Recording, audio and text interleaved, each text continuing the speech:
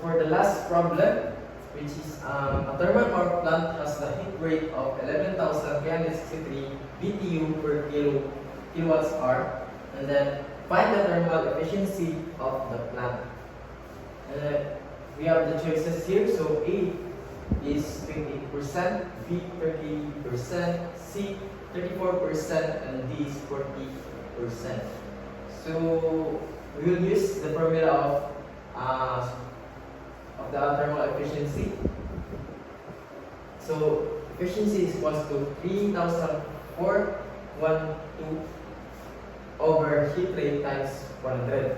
So this is the standard formula for the thermal efficiency. So i-substitute lang nato ang yang